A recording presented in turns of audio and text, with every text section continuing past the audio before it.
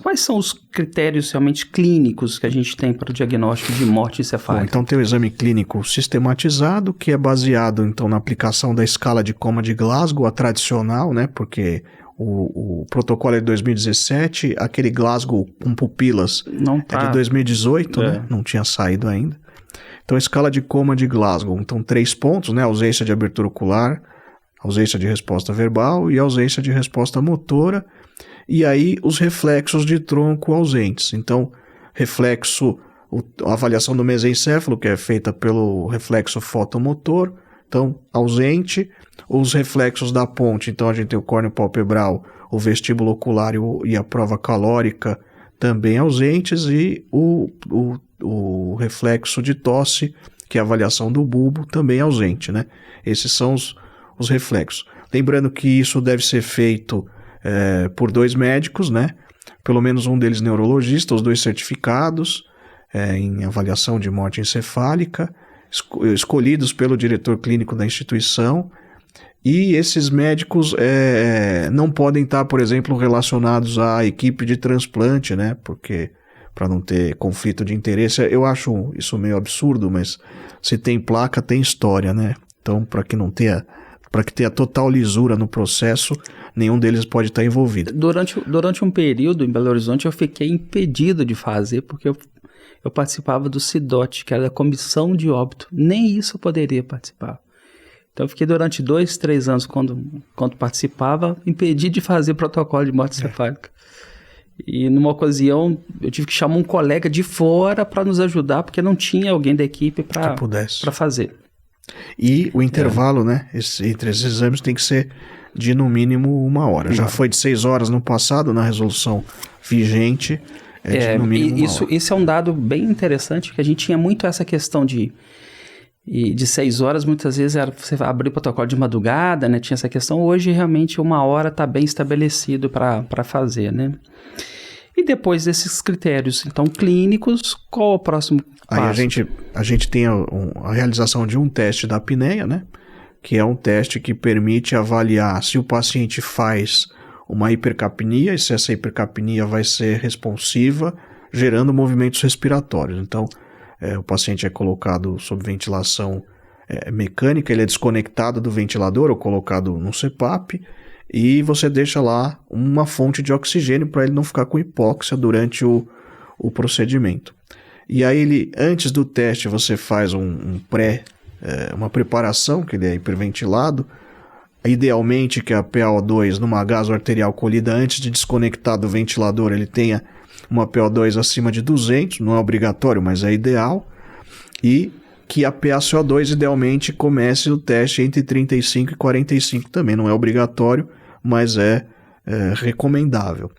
E aí, diante disso, o paciente, então, depois que é desconectado do ventilador, observa-se se ele apresenta algum movimento respiratório, e no final dos 10 minutos, que é o tempo de duração esperado do teste, é colhida uma gaso arterial. Se essa gaso mostrar que a PaCO2 estiver acima de 55, então significa que o teste é positivo, o resultado é compatível com morte encefálica, um dado a mais.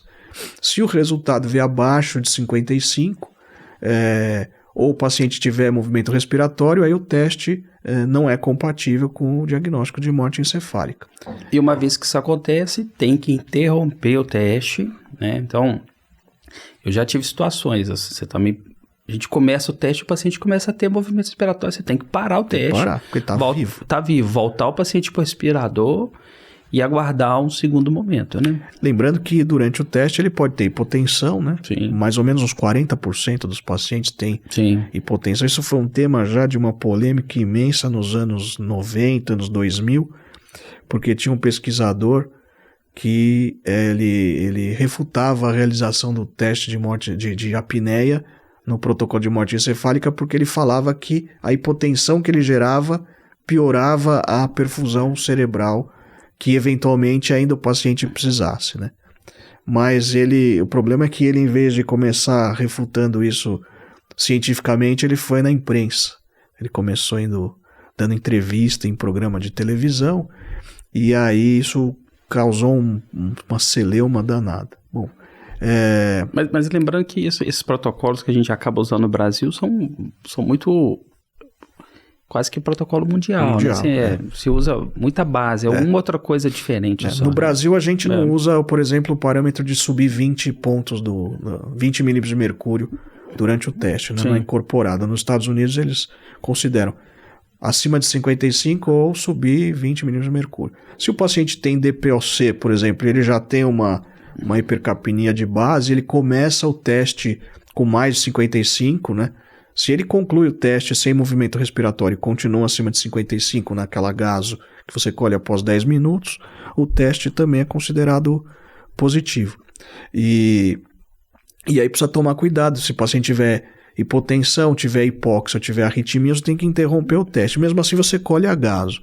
Se você interrompeu o teste, colheu a gaso e o teste veio com a PaCO2 acima de 55, mesmo interrompido, você considera o teste positivo, porque o paciente não conseguiu, o CO2 elevado não conseguiu ser suficiente para ele lavar ou respirar, gerar movimentos respiratórios, né? Então, esse é um teste que acaba sendo obrigatório e que pode ser feito pelo primeiro médico que fez o exame clínico. Então, você pode fazer... O primeiro faz o exame clínico, faz o teste da apneia e depois de 1 hora do fim do exame clínico, o segundo médico pode fazer o segundo teste clínico. Ele pode ser feito durante esse intervalo, por exemplo. Não necessariamente precisa fazer os dois e seguir do teste da apneia. Né? A grande questão do teste da apneia, é importante que tenha que fazer um teste da apneia, isso é interessante, né? Pelo menos um teste, né? Você pode complementar e fazer os dois, mas pelo menos, pelo protocolo mesmo, pelo menos um teste, né? E nada impede que se o paciente fez o teste da apneia e o teste veio negativo, ou seja, não foi compatível com o diagnóstico, porque teve alguma intercorrência, ficou hipotenso, assim que o paciente estabilizar, você pode em outro momento repetir o teste para ter segurança do seu diagnóstico, né?